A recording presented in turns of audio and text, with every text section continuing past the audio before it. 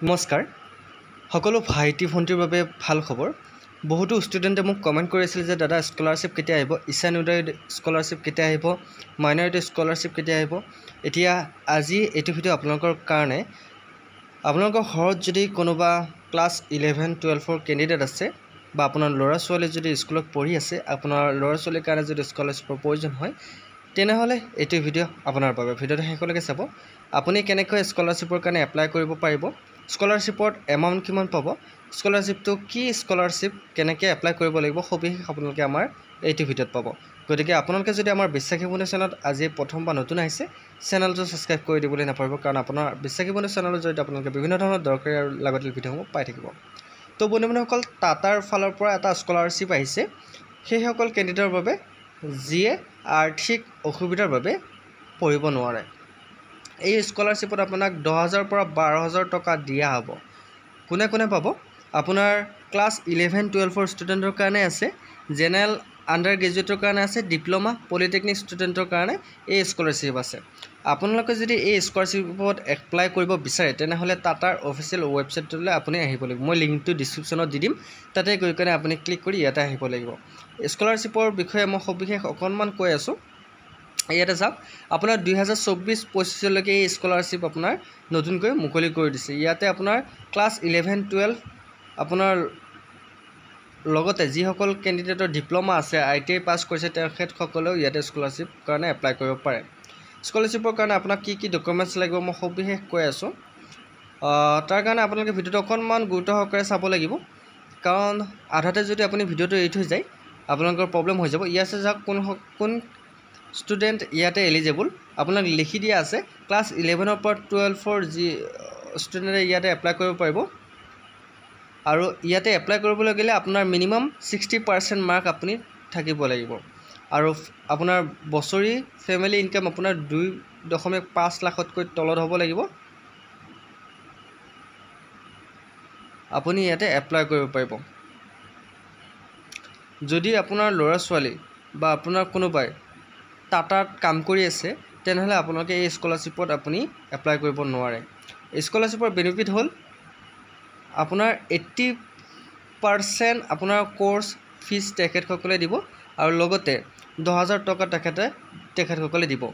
আপোনালোকে Tata capital punk স্কলাৰশ্বিপত apply কৰিব লাগিলে আপোনালোকে কি ডকুমেণ্টছ লাগিব আপোনাৰ আইডেন্টি কাৰ্ড লাগিব আধাৰ কাৰ্ড আপোনাৰ লাগিব পাছপোৰ্ট সাইজ ফটোগ্ৰাফ লাগিব ইনকাম প্ৰুফ আপোনালোকৰ ইনকাম সাৰ্টিফিকেট দিব লাগিব প্ৰুফ অফ এডমিশন আপুনি কোনখন কলেজ বা স্কুলত এডমিশন লৈছে তাৰে আপোনাৰ প্ৰুফ দিব লাগিব school ID college ID card হ'লেও হ'ব আপুনি দিব লাগিব কাৰেণ্ট একাডেমিক ইয়াৰ ফিজ ৰিচিপ্ট যদি আপুনি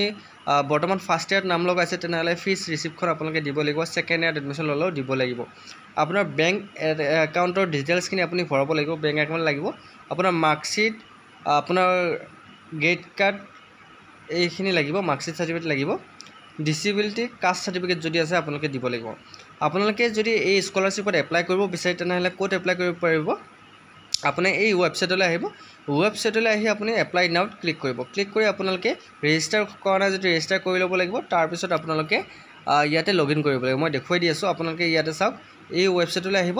আহি কেনে আপোনালোকে ইয়াতে কি কৰিব আপুনি এপ্লাই নাওত ক্লিক কৰি দিব এপ্লাই নাওত ক্লিক কৰি দিয়াৰ লগে লগে চাওক কি আহিছে ইয়াতে এপ্লাই নাওত মই ক্লিক কৰি দিছোঁ এপ্লাই নাওত ক্লিক কৰি দিয়াৰ লগে লগে আপোনাৰ ইয়াতে মোবাইল নাম্বাৰটো আৰু